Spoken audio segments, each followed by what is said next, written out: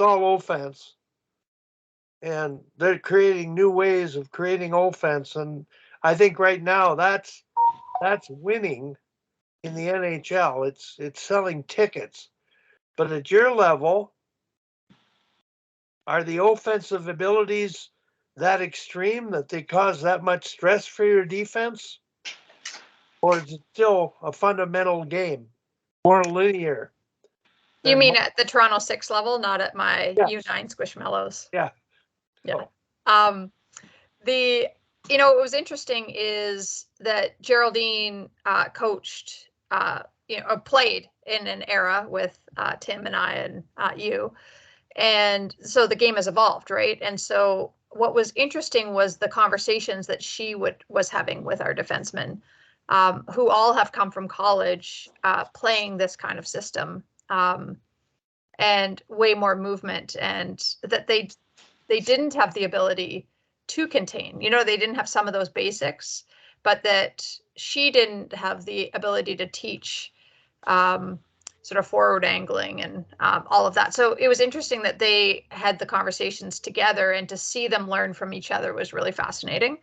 So I thought that was great. I'm sending Geraldine and my other assistant coach down to one of the NHL coaches conference down in Nashville, just to be able to have these conversations at a higher level, which I think is really important, because the players coming in now are so smart. Dom said that they can coach themselves. So how do you impart that wisdom to them, but also teaching the basics that a lot of them just seem to not have, because they've done so many skill sessions, they've done so many of these other things that, as Tim mentioned, something simple as not allowing them below your goal line is not really part of their thought process. It's more the individual skill that it takes to get there. So I would say all this is very pertinent to the Toronto 6. I must admit that it is, even as an analyst on TSN, it's one of my weakest parts of recognizing in a game,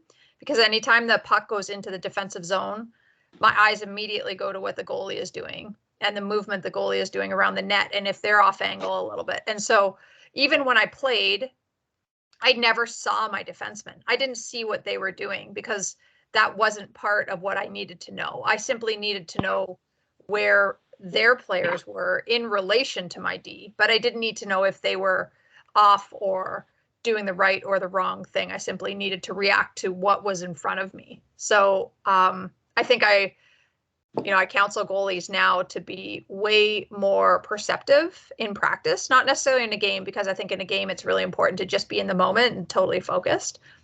But just in case you want to coach someday, have an awareness of all of the positions. I now play defense often in rec hockey, and I'm often put in situations that I think, I have to think back to some Sharks calls as to how am I supposed to play this? So yeah, it's that was a convoluted way of saying all that, Wally. But yes, it is very similar at our level. I have the comment I want to make. I'm sorry, Tim, but I have to say this. No problem. I wouldn't send them to the NHL conference. They're not going to learn anything about defensive tactical skating. I did a presentation at one of those high-level conferences, and they just asked their skills coaches. And Dom, you can speak because you were one. They do offensive skill work. Cool. So when I was doing it in Saskatoon, Dave King sent me to Saskatchewan's HP conference, and the Phoenix Coyotes skills coach was there. And he did his session, which was all offensive skating. And I asked him questions about the defensive counter side of the offensive skating and what he would do. He never thought about it. Dave used to have a point. Offensively, soft shoulder. You feel pressure on one shoulder, you're going the other way. And he hadn't heard of that, yet Dave was managing that team at one era. But that whole side of Geraldine going there you can ask those coaches these questions. They haven't had to coach defensive tactical skating. They've coached defensive tactical play by suggestion, but not by technical details. to the degree it could be. Hopefully they do come up with something, that they come up with some takeaways, but I'm not sure what sessions and who's presenting on it. But when I watch the playoffs, Dom, I am very impressed with the D zone play of Las Vegas. They very little time and space all over the ice, particularly in the offensive zone. So, okay, Tim, you had a point, and then wanted to get back to Craig again. Yeah, Greg's got a run, it looks like, but Okay.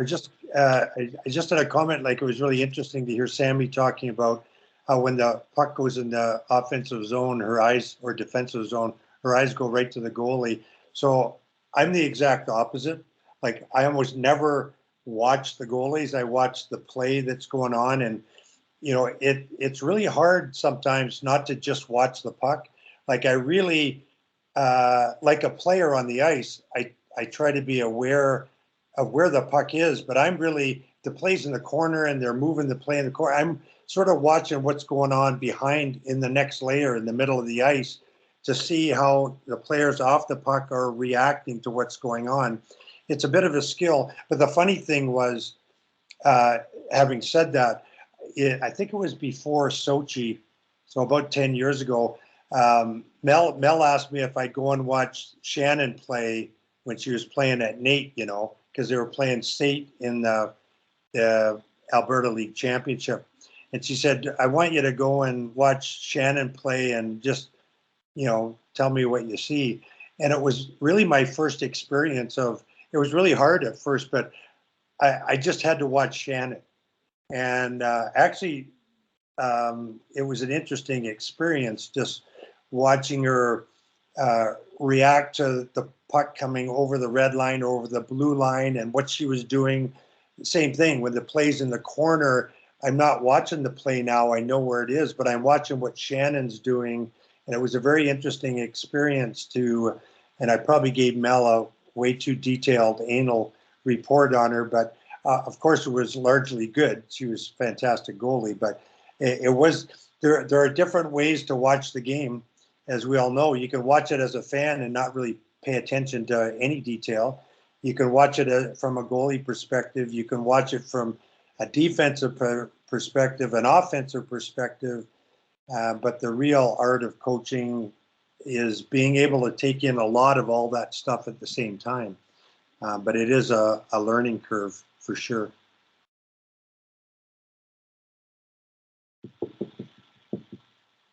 Dom, any comments? Yeah, just you talk about Vegas, and as I say, I've got a little bit of a coach crush on John Stevens. I'll say, because I had that. So first of all, I played against him, and he was mostly a minor league guy, and he made life really hard on me when I played against him, and then when I actually saw him coaching, and obviously had the success with Darrow in Los Angeles and everything else, and then he actually presented. It was at a Hockey Canada, one of the coaching conferences that they have for the World Juniors and U18s and the 17s and whatever it was. And he started going into the details of defensive zone, and the things that you're talking about, Wally, were the things that he really emphasized, and whether it was, controlling the hips and being able to but those small details that he focused on, I'm certain that he does that, continually with Vegas, and he was in Dallas before and everything else. So, you talk about certain skill coaches that only focus on the offensive side. I think, from my perspective on, what he did, like, he's so detailed on how to defend. And so that to me wasn't like a coincidence that they were able to contain those top guys, right? Like that, like those are generational players that couldn't do anything 5-on-5.